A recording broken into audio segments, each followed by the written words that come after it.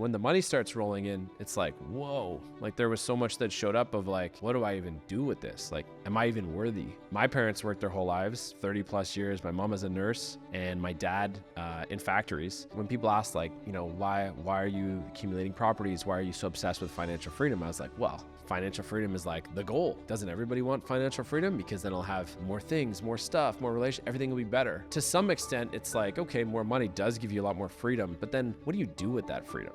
Most people don't even really think ahead of time, what am I gonna do when I get my time back? Welcome to the Path to Purpose podcast, where I share incredible conversations with amazing humans who went through a pivotal shift in their lives that have put them on their path of purpose, profit, and impact. My name's Zarak Fatah. I'm a serial entrepreneur and life coach. I went through my own transformational journey where I'm now committed to living a life of inspiration, education, and empowerment. My intention is to share these conversations so they inspire you to also walk your path to purpose. Welcome back to the Path to Purpose podcast. Today, I'm sitting down with my good buddy, Dan Fotopoulos, who is the co-founder of the Everlove healing wellness movement space here in Collingwood. He's also a realtor, also a former nightlife guy, a real estate investor. And today we're going to dive deep into his unpredictable journey of going from being a successful realtor and ending up here in Collingwood, co-owning and facilitating men's circles at his wellness center. So, Dan, good to finally sit down and chat with you. I've been trying to make this happen for a little while, and I'm happy it aligned. And I'm excited to dive in because even though we met each other 3 years ago in Nosada, you know, we've had this friendship that we see each other intermittently, but we never really had a chance to drop in. And one of the things I love most about these podcasts is I actually get to learn a lot about my guests, even though I know them. We get to dive in deeper. So I'm excited to have you share your journey. So thank you for being here today, buddy. Thanks, brother. I'm really happy to be here. Yeah. And I forgot to mention, Dan is also a father, a new father. Your daughter's how old now? She turns 2 this Saturday. 2. Okay. Game nice. on. Nice. Love it. Cool. So, you know, I think your story is very inspiring. I think a lot of men and women will benefit from this conversation because I say your path is kind of unpredictable in the sense that it was, what's the word I'm looking for? I mean, as we said before the camera started rolling, if someone had told you 10 years ago you'd be living in Collingwood, you know, co-owning a wellness facility, you'd be like, yeah, right, you know? How? Yeah. And I would love for you to just share a bit about, you know, your trajectory of what life was like before you moved out here and, you know, going back to, because I know, you know, you've been quite successful in the real estate space and in other businesses before in the corporate world, before you kind of had that moment of, wait a minute, is this what I want my life to be about? So please give the viewers and listeners a little background on who is Dan Fotopoulos. Yeah, what a powerful question. Who is Dan Fotopoulos? I mean, I guess to start, I try to ask myself that question often, every once in a while, and I think we all should because that answer changes as the years go by. Absolutely. And I think that's okay. Mm-hmm. And so the one thing that I think that I've learned is that it is okay to have different iterations of myself. You know, when New Year's rolls around and we set our goals and stuff, actually this past New Year's with a couple close friends, I had said, oh, you know, I'm in the 7th iteration of Dan. And they all kind of laughed. Like, what are you even talking about? Mm-hmm. And I really do feel like that sometimes. And I think that, you know, when we think about evolving in our journeys, I think sometimes shame can come up when we change. You know, we change our friend circles. We change the title we give ourselves. We change our hobbies. And I think it's really easy for us to experience shame when we make those changes, and a lot of fear can come up about, well, what are the people from my previous iterations of myself going to think of me? Mm-hmm. Right? I'm stepping outside of that box. And so I think that's first and foremost. Yeah. Depends how deep you want to go into the story, but I guess, you know, I'll start highlighting and you can dive in at any point. Yeah. You know, I got into to the corporate world of Sun Life Financial when I was 20, pretty much right out of high school. Just fell into it, didn't know what I wanted to do yet, and got into the call center. You know, had a salary of $30K a year plus benefits, which at the time felt like a lot. It was a big deal, leaving, you know, Wendy's and Walmart and all the other jobs I had in high school. And I realized very quickly, like, wow, a lot of people were very comfy where they were. People weren't really trying to climb the ladder. They weren't trying to do anything. And so I naturally I started climbing the ladder. And next thing you know, I was there for 10 years, from the age of 20 to 30. And I had 11 different roles over 10 years, which is wild. And I think it was when I was 21, I started having conversations with some of my dad's friends who, from a financial success standpoint, my dad is absolutely not. But he had one or two friends that were really successful, or at least I saw them as quote unquote successful because they had nice houses. And I said, what's some advice you would give a 20-year-old? And they said, oh, you should invest in real estate, because I should start doing that way younger, because, time, like over time. And so I thought that was interesting. So I bought 2 different books. One was Rich Dad, Poor Dad, which, to sum it up, what I remember from that was simply, it doesn't matter how much money you make, it's what you do with your money that's more powerful. Yep. So whether you're making $30K a year, $60K a year, the person making $30K a year can create much more financial success if they're just a little bit more strategic with what they do. If they put their money to work for them, as opposed to buying a $10 latte every day. And so that one was really powerful. And then there was a real estate investing book by Don Campbell in Canada. I read that. And so I purchased my first property when I was 21. Nice. And, back then it was 160K. I only needed 5% down. That was 10K, which is 30% of my salary, but I saved really hard. And instead of moving into it, which I really wanted to do, because I would have been so cool at that age, I stayed living in my parents' basement and I rented that out. 2 to 3 years of mistakes, renting to people that I knew, landlord, tribunal, like every mistake you can think of a landlord making, I made in the first 2-3 years, and ultimately sold that property 3 years later and lost money because I wasn't a realtor at the time. So between commissions, whatever. And when I sold that property, I sold it for slightly less than what I bought it for. Oh, wow. And had I waited 4 months, it would have been up about 50K. And so it was very easy for me at that time to be like, I failed at this. I did everything wrong. This is not meant for me. And, the timing, I got screwed, blah, blah, blah. Woe is me, victim. And instead I did it again. I bought another place. And then every 2 years I bought another place. Then I started converting them to duplexes, then triplexes. And so by the time I hit 30, I had 7 properties, 14 or 15 doors. We would always kind of live in one of them. And the reason why I say that is because I think no matter what it is, whether it's real estate or anything in life, we're like, the first time we do something, we have this imposter syndrome because we're new. And we likely should fail. Like most of the time we fail. And so either we say, well, not for me, or what do we do with all the failure, all the mistakes we made, right? Like to take those and then learn from them. That's why the second time around, whether it's business, whether it's real estate, whether it's romantic relationships, right? The second time around, you know so much more, right? And so, but so many people never tried a second time, right? Like I would have loved to seen Tiger Woods' first time golfing. Right. You know what I mean? Yeah. So I think that's important for people to realize. And so I think I've looked at so many aspects of my life in that lens. What would it look like if I took the lessons now and did it again? So I guess fast forwarding a bit, when I was 30, 6-figure salary, on my way to be a director, AVP, I could see it all. But I just wasn't happy. I was like, I don't give a shit about insurance. No ounce of me is passionate about insurance at all. Right. And so, I started asking myself the question, like, what would I do? What am I good at? Right. What are my gifts? And what am I passionate about? And can I find that intersection of where my gifts hit my passions? Because wherever that X marks the spot that's my purpose. That's on brand. And it's funny because I remember the day that I was sitting with my fiance talking about how I was going to become a financial advisor because, I want to help people. I have the gift of connecting with people. I have the gift of helping people. I'm good with numbers. And so I was going to become a financial advisor because, Sun Life Insurance, blah, blah, blah. And she said to me the one day we were just driving and just kind of talking. And she said to me, are you passionate about mutual funds? And I was like, no, not really. I don't have any of my money in mutual funds. It's all in real estate. She's like, right. So why are you not becoming a realtor? And I was like, well, because I don't want to sell things. I don't want to be a sales guy. She's like, well, what do you think you're doing in financial advising? And I was like, shit, she's right. I'm going to sell something that I'm not passionate about when I could just sell something that has worked for me and created financial success for me. Yeah. And it was one of those, it's the power of questions and also the power of having really good quality humans around us to ask those questions.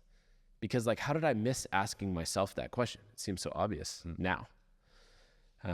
So got my real estate license.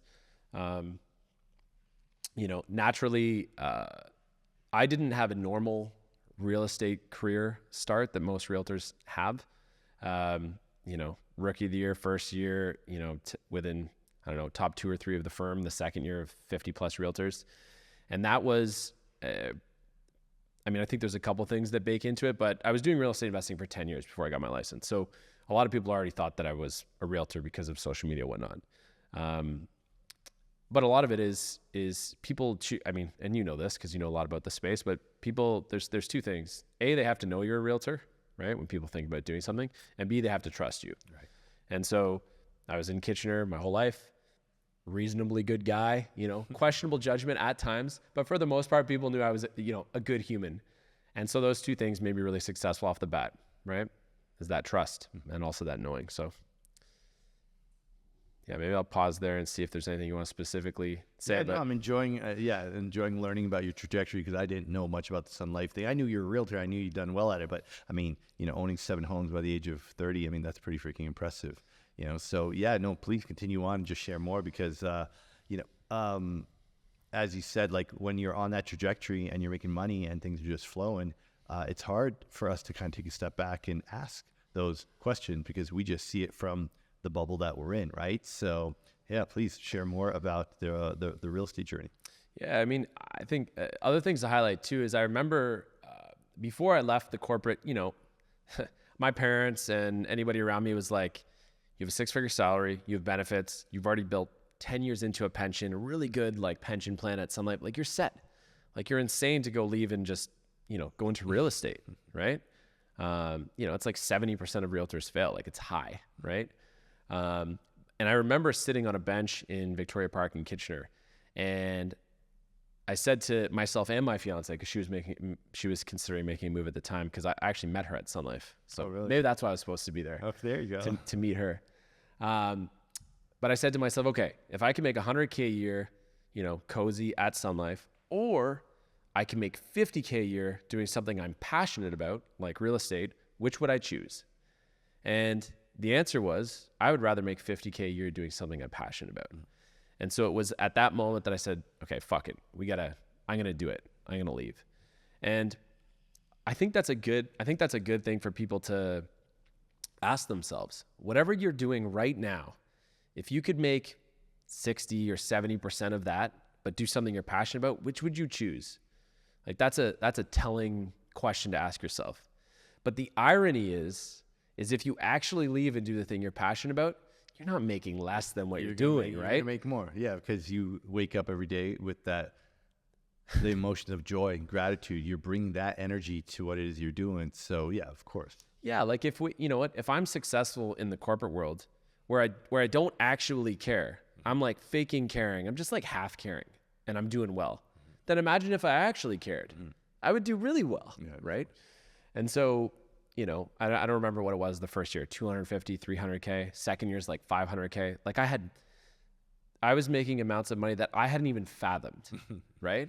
And it was amazing because that's not why I made the move. I made the move because I wanted to work with people and help coach them through, you know, the analytics of finding the right property and coach them how to manage tenants and like how to be a good landlord, right? And how to have more freedom in your life so that you can be free to build better relationships. So I went into it for the right reasons, and then the money was just a bonus, right?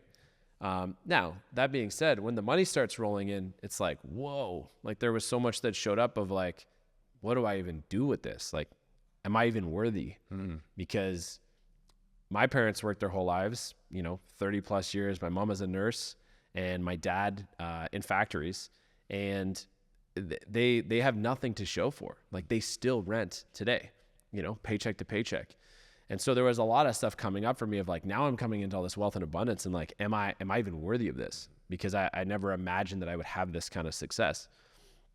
And I think the other thing too is, you know, all of the rental properties, like when people ask like, you know, why are you accumulating properties? Why are you so obsessed with financial freedom? I was like, well, you know, financial freedom is like the goal. Like, doesn't everybody want financial freedom? Because then I'll have, you know, more things, more stuff, more relation, everything will be better. Right. And, you know, to some extent it's like, okay, more money does give you a lot more freedom, but then what do you do with that freedom? Right. Most people don't even really think ahead of time, what am I going to do when I get my time back? Often we just fill it with making more money, which is what I was doing. You know, at Sun Life, I was 40 hours a week. Real estate, I was 80, living out of my car, you know, looking for the closest Wendy's in between showings, like eating like shit, not going to the gym anymore, you know, stressed a lot of the time. You know, some of my relationships were being impacted, right? Like when Ariana was pregnant and like bedridden for like 9 months, it's like I was running out doing showings and like coming back in between and bringing food and whatever. And it's like to not be there with her as much as I wanted to be because I had, you know, created this big wheel that I wasn't in control of, and also hadn't set boundaries with myself or my clients, right? It's like all hours of the night, I'll answer my phone, guaranteed, right? So there was so many things that were showing up. And then another thing that comes up for me is we grew up in an apartment building, you know, downtown Kitchener. Like, I don't want to say it was like lower to middle class. Like it was rough-ish, but I'm privileged in a sense because I had two parents who loved me unconditionally. That's the biggest privilege that I've identified that I had. Now, so I don't have a ton of like childhood trauma, but when I was 16, 17, 18, 19, the house that my parents had bought, they both kind of lost their jobs. My mom went in and out of anxiety, depression. You know, she was prescribed oxycodone for her back, so she was on that for 20 years. There was withdrawal. She had to go to Homewood multiple times in Guelph, addiction facility. All this stuff really came up and ended up, you know, they went bankrupt. They lost the house. A lot of really traumatic things happened. I had to grow up really fast. And so, you know, I was a big party guy from like the age of 16 to probably 21, 22. And a lot of that was me having to step up and be the adult so quickly and parent my children, parent my parents, right? So you can see how I still view it comes through.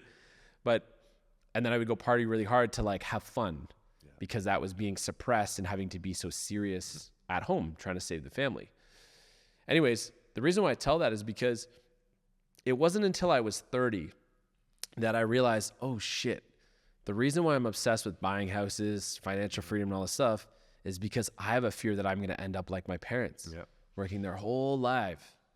And so on the outside looking in, it's like, wow, this guy's driven, he's motivated, you know, and really I'm like running away from a fear, right? Yeah, the PTSD from that experience is what motivated you behind the scenes. Actually, very similar story to my brother. Same deal. When my parents split up at 21, the banks took our house. My brother was 17. He came home from school one day and the house was boarded up. He had to break into the house to like steal his shit out. And him and my dad lived in a 1-bedroom apartment for the next 2 years. And my brother, as a result, you know what you said earlier, it's not about how much money you make, it's what you do with it. I'll just say that my brother, who was, you know, a minority partner in my clubs, he made, you know, a fraction of what we made. And I won't say how many homes he owns now, but I can tell you my brother owns way more homes than I do. And it's because he went through that, the trauma of coming home and houses locked up. And something like that happens to you and you don't realize at the time, but you make an unconscious choice that I am never going to let that happen to me again. Yeah. And that starts to influences your choices in the background as to where you put your money, you know, how you save and, and how you build security in that sense, right? Mm-hmm. Yeah, absolutely. And I think it's so unconscious, right? Like I've always considered myself an aware person, but the amount of revelations I've had throughout my life when I started doing the personal growth work, digging into shadow work, you know, whether it's men's circles, retreats, there's always more to be revealed every fucking time. Yeah. And at this point, I'm excited. I'm like, what else is there? You know, now I feel like I'm a little bit obsessive with trying to uncover more of my trauma or like, you know, why do I behave the way I behave? And so, what I want to dig in on is so you are recognizing that okay, I'm so driven because there's this fear of losing the home, fear of not feeling safe. And was there a specific event or something that happened that had you start to dive into the personal development work? Or was it just recognizing that you're working 80 hours a week because you have this, unconscious fear that your homes are all going to get taken from you? It's a great question. I think that my fiance, soon to be wife, hopefully, fingers crossed. So you guys aren't married yet? I thought you did. February. Nice. Okay. In Costa Rica. So I'm almost there. I've been working on it for 10 years. So when I met her when I was 25, we didn't even dive into this, but I was also, Sun Life by day, real estate investor, by evening, and then nighttime, it was head of security at a nightclub. And so Thursday, Friday, Saturday, I was at the nightclub all night, skimming the line, Toronto style, bottle service, just living in the underworld, which I know we share some experience in. It's a dark place. And when I met her, I think we talked about this off camera at the start, but she said to me actually recently, she said, "Do you remember what your goal was when I first met you?" And I was 25 when she met me. I'm 35 now. I said, "No, I don't remember. What was it? Like buying houses, whatever?" She's like, "No, your goal was to get through one weekend without drinking." And I was like, fuck, that was my goal?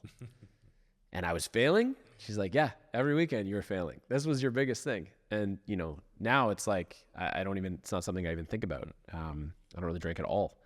But there was, I think like looking into, she just really, it felt like she had her shit together spiritually, emotionally. And I was intrigued by that. Yes, I was doing good financially, but my ego was getting bigger and bigger. And even though I had houses, I was spending like I had 10 houses, but I only had 2. I had a lot of debt racked up in credit card, line of credit, highly leveraged. There was no reason why I needed to be working a part-time job, owning the houses I did, having the tenants, but I was, because I was overspending. And she just had her shit together. She'd already paid off her university. I was like, how'd she do that? And honestly, she had taken the time to date herself and get to know herself. And she had done a lot of personal growth retreats. And so there was one in particular that she went to called Quarter Life Calling by Kobe Kozlowski, who's an incredible human being. And it's for people in their 20s. And it was at Kripalu, Massachusetts. And Ariana had done this program prior to me meeting her.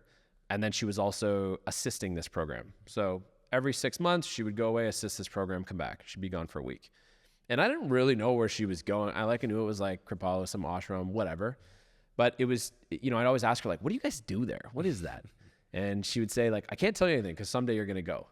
And I remember saying, like, listen, I'm not going. Like, I've never gone on a retreat. I'm not going to go by myself to Massachusetts to some ashram. Like, there's no world in which that happens. So just tell me, right? And it was 2 years into our relationship that I was just like, what's that place called? And then, she said Kripalu, whatever. I said, okay, send me the website. I'm going to fucking do this thing. Because I'm just so curious, right? Like, what is it, right? And that retreat for sure changed my life and my trajectory. I think that the connections that I made with people there were just like shocking. And there was multiple exercises and experiences we went through, but there was one in particular that was effectively everybody stood on the line. And, the question would be, cross the line if you've ever cheated on someone. Right. And then if you had, you crossed over to the other side, you looked at everybody else across from you, just kind of took a moment to acknowledge that, and then you came back. And it progressively got more and more intense, right? Like if you've done this drug, if you've contemplated suicide, if you've done all these things. And I realized, like, holy shit, I'm carrying a lot of shame around. Like I did a lot of things in my earliest 20s that I'm not proud of, but that I haven't acknowledged, right? I've buried them deep, And so here I am owning up to all of my shame, taking radical responsibility for who I have been, also realizing that I want to be someone different. Like I'm not proud of that part of myself, but then also noticing that the people there weren't judging me. They were actually loving on me. Mm-hmm. Like they were like, wow, this man's taking ownership. And then they liked me even more, right? And I think that was probably the most powerful thing that happened there was, wow, I can actually like own my shit. I don't have to hide it. And people actually respect that. Mm-hmm. As long as the container is set up in such a way that people are choosing curiosity as opposed to judgment.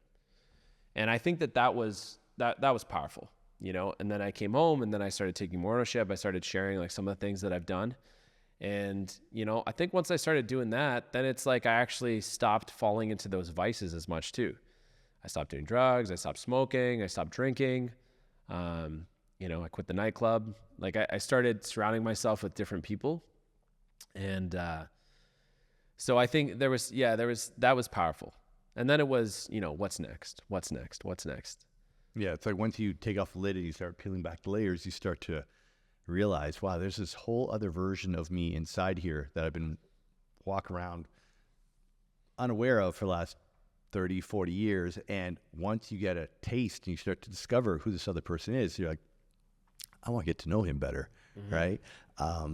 So after doing this retreat where you got to peel back the layers,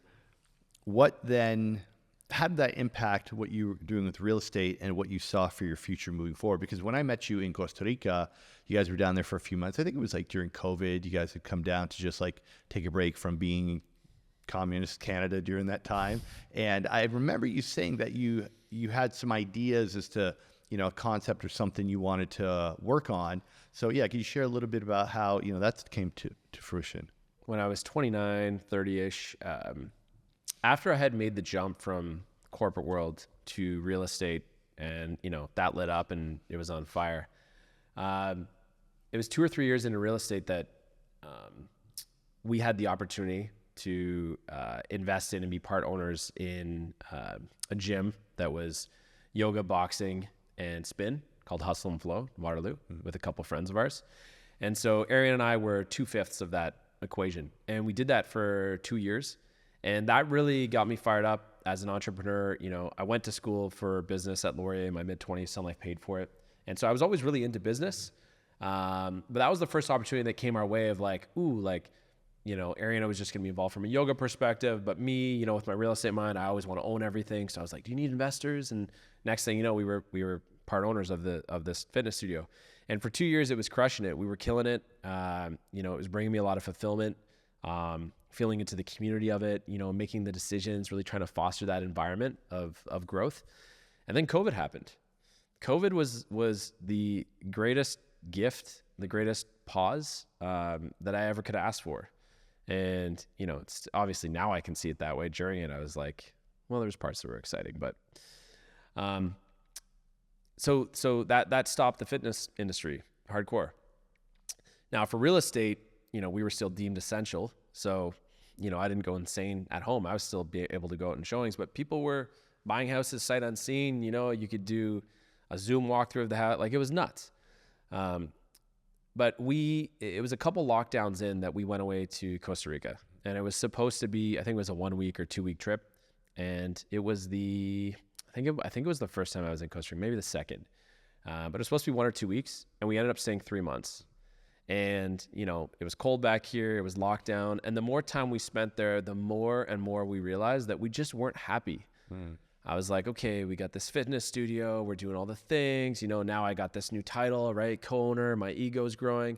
It was almost like I was the nightclub guy again, but now for fitness, right? And I was kind of tracking it onto myself that, like, I'm starting to feel larger than life. You know, I could feel the ego growing. You know, I'm the successful realtor. So it was like, there was a bit of a getting honest with myself of like, what am I doing here now? I've got money and I've got status. What am I actually doing?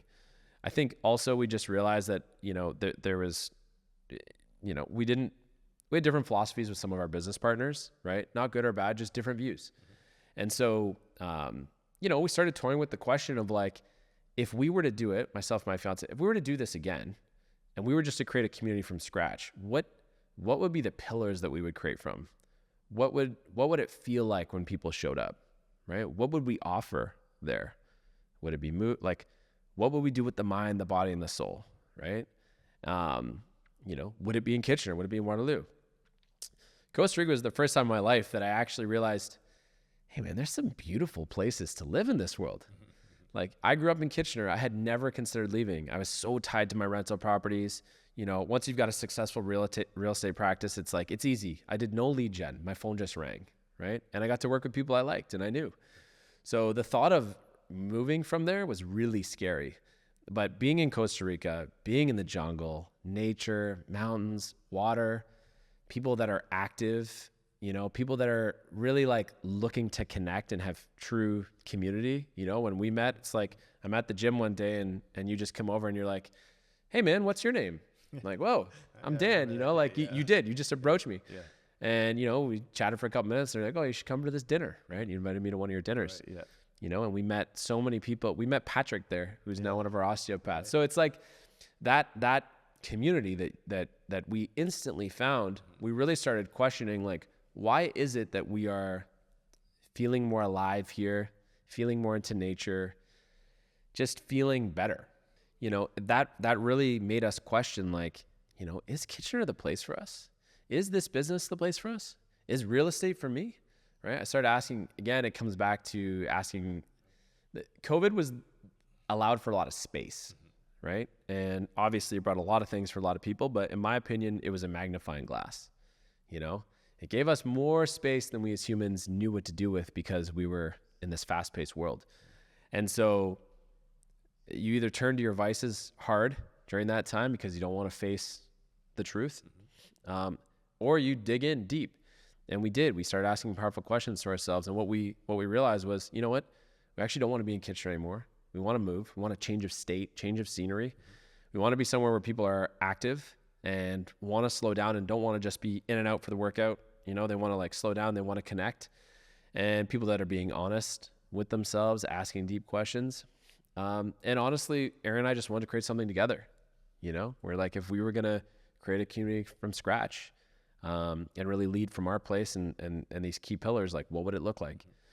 And so, as you know, after 3 months in Costa Rica at that time, you're technically supposed to leave the country, come back after 90 days. So we were going to come back. We didn't end up doing that, but we went to New Mexico on a total whim. One of our friends out of Austin, Texas was like, you know, you guys are asking a lot of questions. You're doing a lot of work. You guys should go see this woman, Wind Eagle, in the desert of New Mexico. She has like hundreds of acres of land in the middle of the desert, like so off the grid. She only works with people either one-on-one or couples. You go and stay with her for a week and it'll change your life. We had very little information and we were like, fuck it, why not? You know, and in my experience, the more experiences that I can throw myself into for the sake of what's on the other side is just powerful. Like, why not? Right? And so we did that and spent a lot of time alone, journaling in the desert, learning all these different things. But ultimately, the idea of Everlove, we weren't calling it that at the time. I think we were calling it the Growth Collective. I'm glad we landed with Everlove. Everlove. Yeah, no, yeah. There was some bad names before we got to Everlove. Credit to Ariana, she came up with Everlove, and yeah, that's where it was manifested. We mapped it out, and it was. You know, I think I want to rewind slightly because there's something powerful that I think is important for people to think about. When I was thinking about that decision of, do I stay with the 100K a year at this corporate job, or do I jump to, you know, selling homes and making 50K a year? So often in life, when we're comparing, do I stay or do I go path A or path B? We really devalue one of the paths or both of the paths, right? And so a process that we learned in the desert there that we lead in retreats now, and I really encourage people to do, is build out 2 really high dreams for yourself. If I stay in this corporate environment, what's the best case scenario? You know, I'm going to climb the ranks. I'm going to be happy. I'm going to bring wellness in here. I'm going to do all these things. Like, how can I actually make that the best case scenario? And if I go with pathway B, don't look and say I'm going to make 50K a year, blah, blah, blah. Say I'm going to make $1 million and I'm going to have work-life balance and I'm going to be in the best shape of my life. And right. And so, you know, that's what we did there. We built out a best case scenario. If we stay in Kitchener, we stay with our business partners, we stay this course, here's what it looks like. And if we move places and we create this new wellness place, what's that going to look like? Because then from that place, we could look at both and then make a proper decision. Because no matter which way you go, you should try to show up fully to it, right? You don't want to just settle in whichever option you choose, right? You want to go all in. And so when we came back, we were like, okay, we're going to spend a year. We're going to find the place. We're going to go, you know, spend some time in Austin, Texas, and Colorado, Costa Rica, BC, we had all these things. Collingwood was not even on the list. It was a total whim a couple months later that Ariana said, hey, you want to go up there for a week? I said, sure. We came up. Being a realtor, I'm messing around on realtor.ca. I find this really cool building. And I'm like, whoa, look at this cool, like 1880s in the core, you know, and I'm scrolling through it, you know, 300 days on market because it's lockdowns, whatever. And I see that it has a hot yoga studio in it. I'm like, whoa, this was a studio for like 13 years. It's like, well, this is cool. Let's just go look at it just for fun, right? We'll just go walk through it for fun.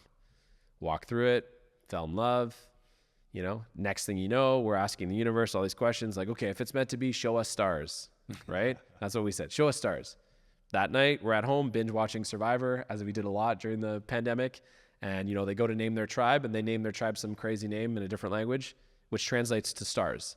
And all of a sudden there's this montage of stars on the screen. And we're like, we've never seen this before. We've watched a lot of seasons of Survivor. They've never named their tribe stars, and there's never been a montage of stars.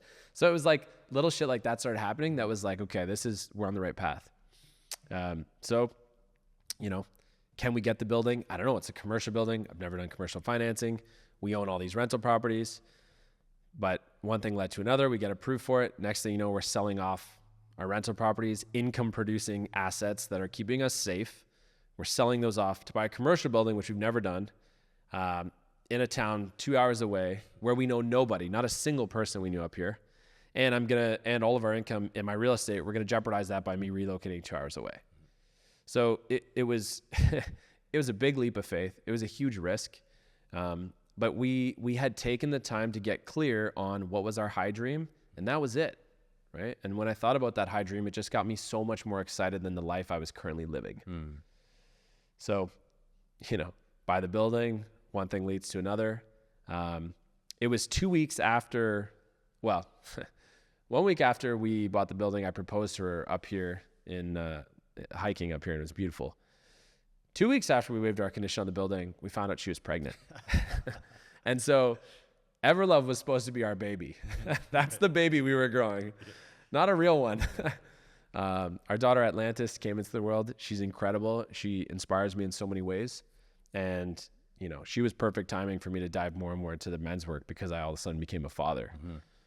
But I'll pause there to take a sip of my coffee if you want to. Beautiful name, Atlantis.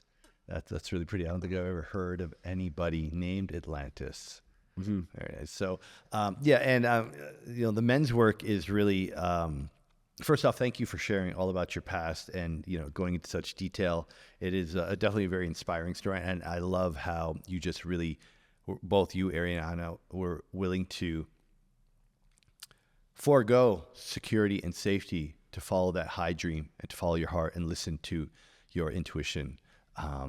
Takes a lot of courage, and clearly it's paid off. So good for you.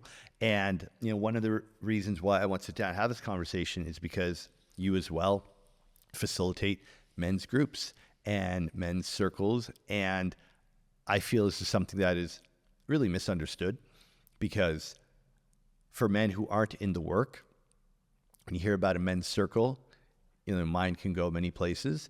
And often I find men who are alpha driven, you know, very masculine, are first off resistant to open up and sharing. And the idea of sitting down with a group of men that you don't know to talk about your pain, your challenges, what you're dealing with is really freaking scary and intimidating. And men's work is so needed right now.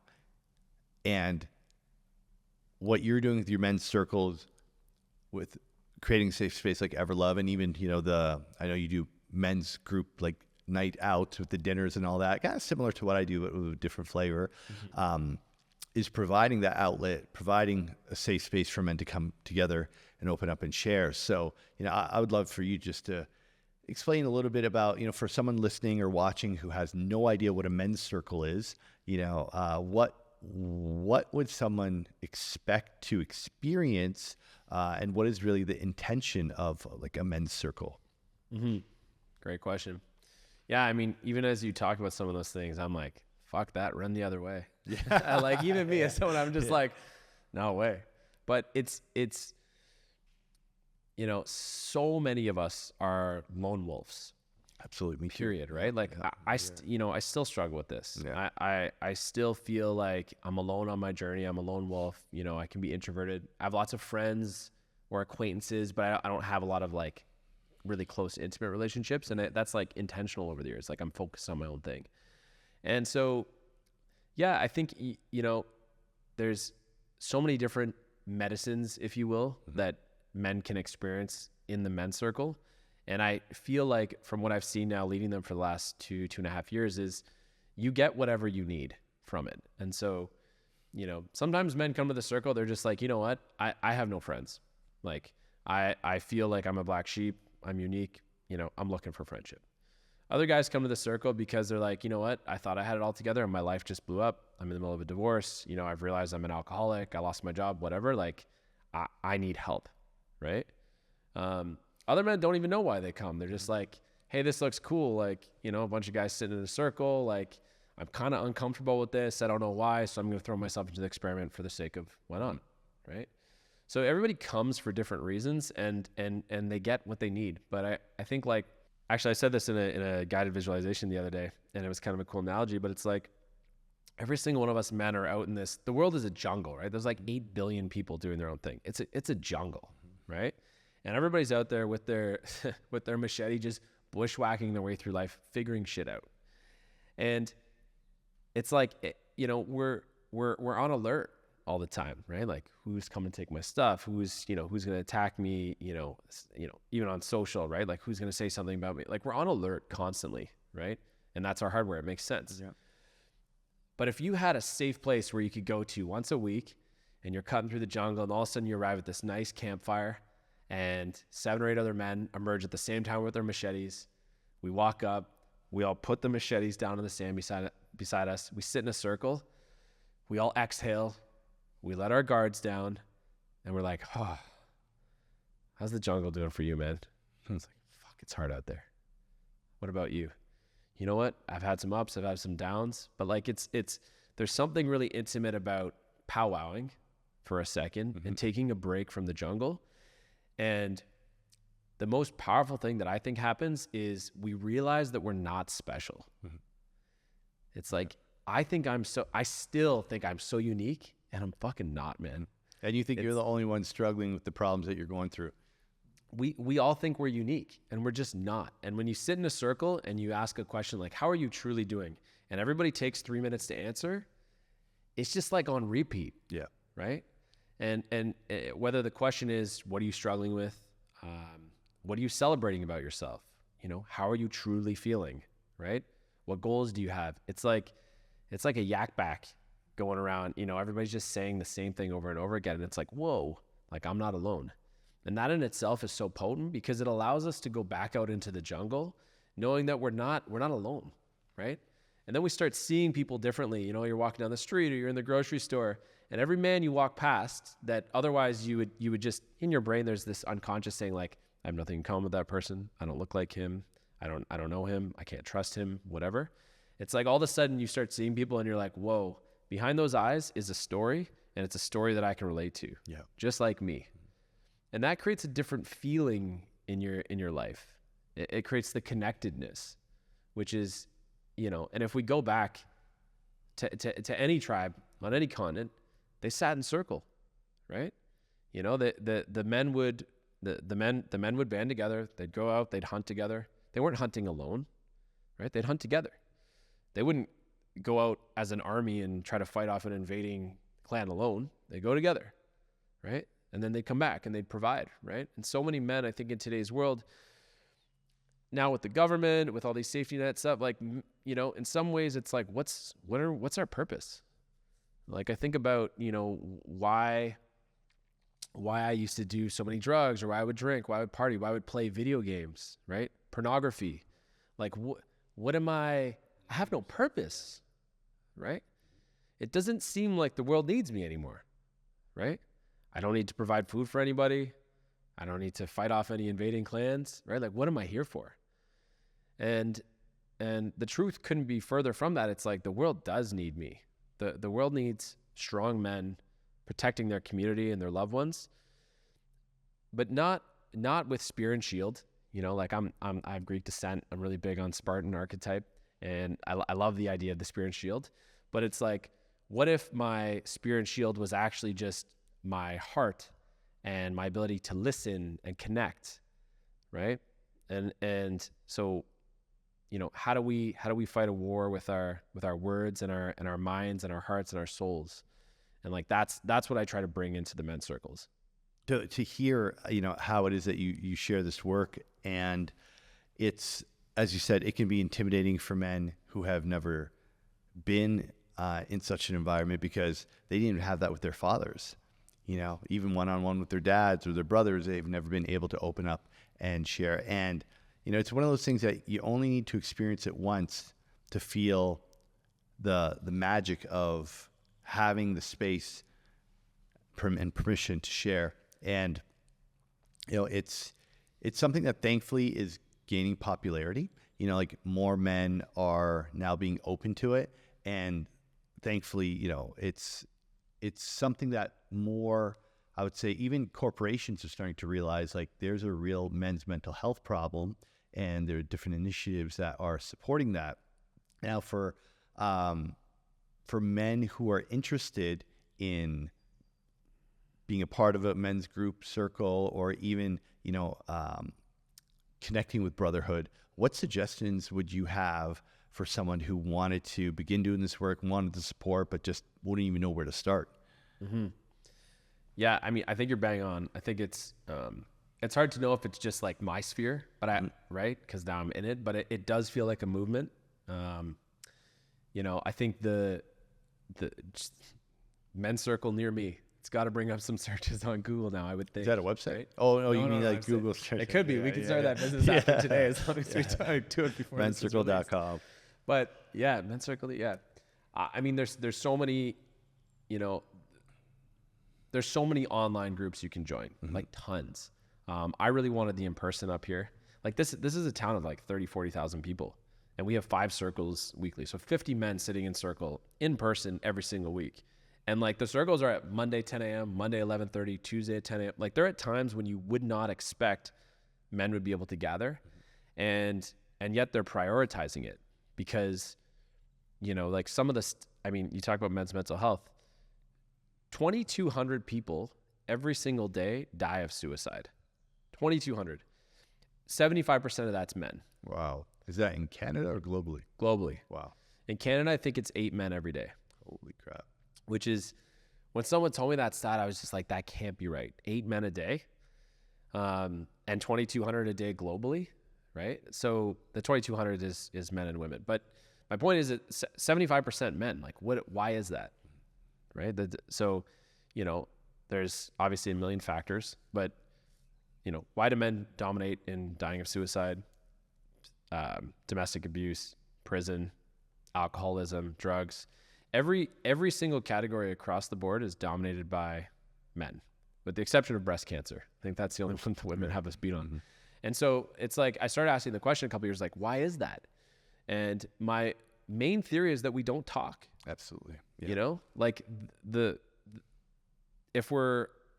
whether it was culturally pushed on us, whether it was our upbringings, whether it's, you know, physiologically, we have different chemical, I don't know, right? Maybe a combination, but if a man has a problem, and there's always exceptions to the rule, but most men will not talk about it. I got to figure this out myself. Because if I ask for help, now I'm weak, right? I need to be the alpha. I need to figure it out. And, you know, if I compare that to, you know, my fiance and other women I've been in, if they have a problem, they typically call their friends. They talk it out like real quick. Or they're letting me know. Like, I know pretty quick when something's up, right? Whereas she has to guess. She's like, is there something up with him? Right? And so if we do that for 20, 30, 40 years, don't ask for help, lone wolf it, try to figure it out, believe that we're alone in whatever we're going through, there will come a day where we just break. And then you get to insert, right? Prison, alcohol, drugs, suicide. Pick your vice. But we're carrying the world on our shoulders. We don't ask for help. We think we're alone, and then we break. So that was one of the big drivers for me to start doing men's circles, was me also wanting to connect with other men and not be alone in my journey. exploring my shadows, or like celebrating. You know, we talk about like doing the shadow work, and it's like, you know, some guys come to the circle thinking, oh, we're going to sit around and talk about our feelings, right? Like, fuck. And we do that because that's a good practice. But sometimes we show up to the circle and I'm like, hey, today we're going to go around the circle and each man is going to brag about himself for 3 minutes. He's going to be like, I'm awesome because, over and over again. Or something I want to celebrate about myself is. And sometimes I think that's going to be an easy circle, right? And it actually proves to be a big challenge for men, right? Like some guys really struggle to celebrate themselves, right? And so there's so many things we do in the circle, different prompts. Every circle that you join could be completely different, right? Like the style that I'm leading is, you know, 5-minute meditation to ground yourself at the start, and then a question prompt, and then it goes around, right? There's different, you know, I bring in some agreements that we make, ways of counsel, like nothing leaves the circle. It's all confidential. You know, we're listening from the heart, which is choosing curiosity over judgment. We're speaking from the heart, like tapping in. There's no cancel culture, spontaneity, brevity, blah, blah, blah. So every circle is different, but I would say just reach out and try one. You won't know. Yeah. And it takes that courage of being able to say, okay, you know, if I stay exactly where I am, nothing's going to change. And it takes something, you know, it's not an easy place to step into. However, for any of the guys that have joined any of my groups or been part of the circles, you know, these dinners that I host, we have some intentional conversation starters, and they're sitting at the table with a bunch of guys they don't know. And many of them after have said to me, that is one of the most profound experiences I've ever had. And it was just a dinner. But the thing is, having permission to open up and share and being seen and heard without judgment, that is deeply healing. And to your point about, you know, why men are, you know, unfortunately, 75% of suicides and dying earlier is because the emotions from those experiences that they're holding on to is pushed down. And those are low vibration emotions that are of a low frequency, which will create the cancer, which create disharmony in the body. And that's why men's group circles and having brotherhood and people to open up and speak to is powerful medicine. And, you know, it's beautiful work that you're doing. And it's amazing that you've created community, because like you said, before you moved here, you didn't know anyone up here in Collingwood. No. And I think I could be the mayor. Yeah.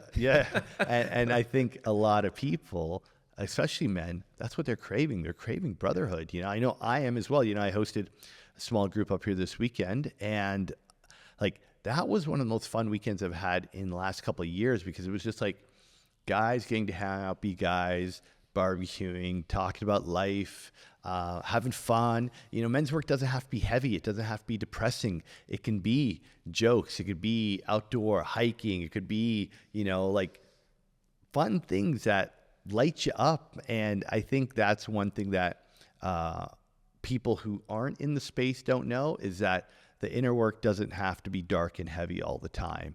And even when it is, on the other side of it, it's light and it's love and it's inspiring. And it does take something to step into the circle and say, hey, I'm willing to be seen.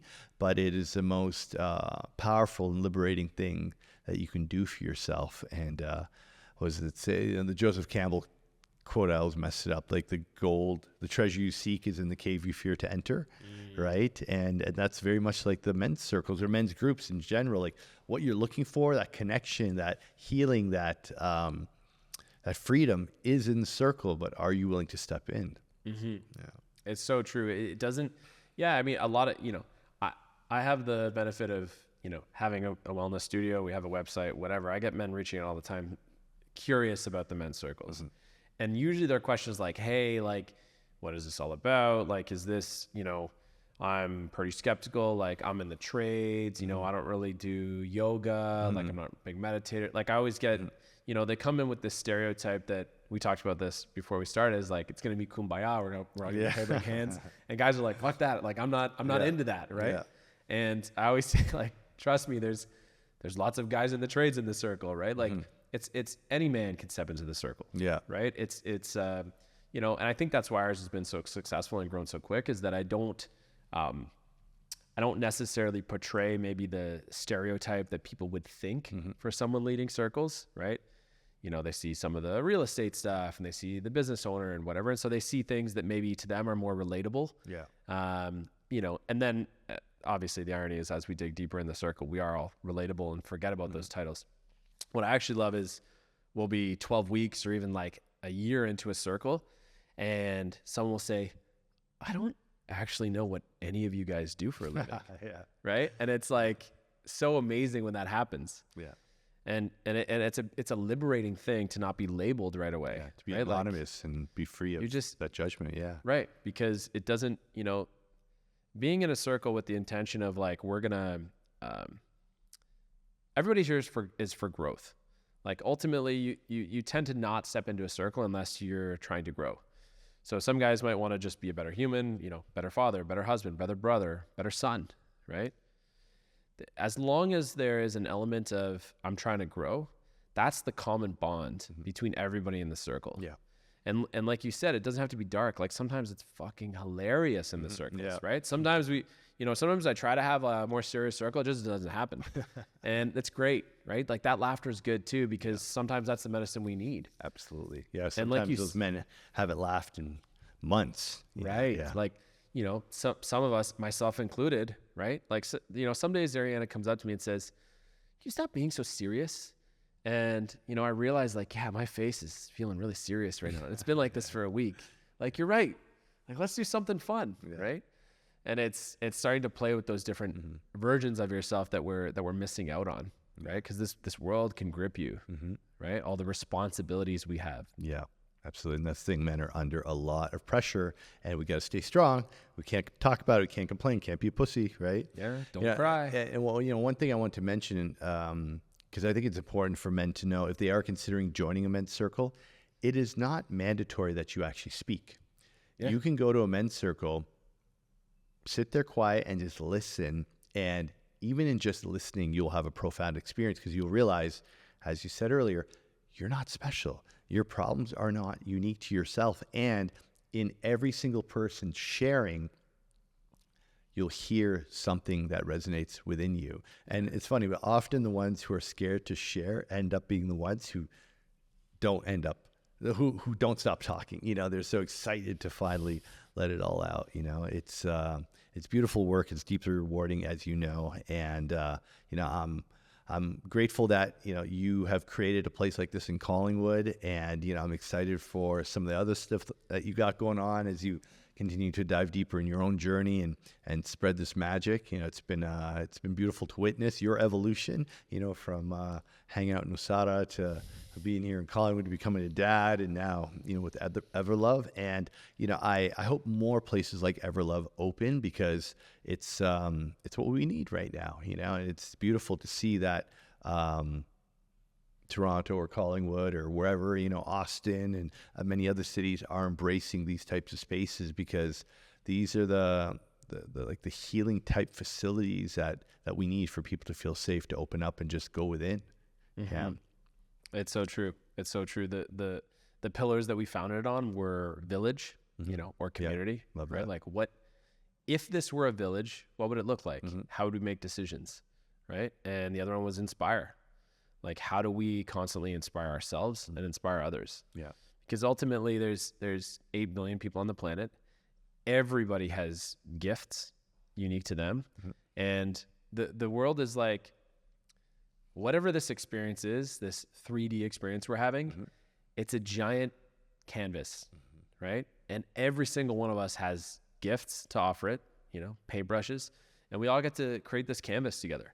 So the more we can help people step into what are their gifts, what are they going to contribute, I think the more beautiful this picture can be. Yeah, absolutely. And so, yeah. Oh, well said, and perfect way to wrap this up. You know, for everybody watching or listening, if you'd like to learn more about Dan and Everlove, you can check the show notes down below. But for people who are curious to find you or to learn more about what you do, or is there anything, you know, special or unique that you'd like to share with the viewers or listeners, just kind of wrap this up with what you do and what you offer? Yeah, I just think ask yourself powerful questions and, know that we can't do it alone, period. Absolutely. If we're sitting in a circle, it's like you're sitting in a circle with 8 mirrors aimed back at you. And every person that shares is, like you said, there's something relatable in everybody's share. And sometimes the power is in listening, period. Sometimes the power is in sharing. And sometimes the power is in asking a question or being asked a question from a curious, loving place. So I think find your people. Yeah. Find your people, whatever that looks like. And when you find your people, you'll start to find your purpose. And this 3D experience that we're in will be a lot more fulfilling if you take the time to get clear on that. Amen. Beautiful. Amen. Yeah. Thank you, Dan, for joining me. It's been a pleasure dropping in and getting a chance to learn about you and how Everlove came to be. And I look forward to joining your circle or doing some breath work sessions with you and the guys over there sometime in the near future. And yeah, just want to say thank you for the work that you're doing on behalf of all the men and women out there and the children. Yeah. It's powerful work you're doing. So thank you, man. Thanks, brother. You too. Appreciate it. All right. If you enjoyed this podcast and you learned something valuable, then please hit subscribe so you don't miss the future episodes. I'd love it if you share this with a friend and leave us a review. Your feedback is so important to our growth. Thank you for supporting the Path to Purpose podcast. I appreciate you. I'll see you in the next episode.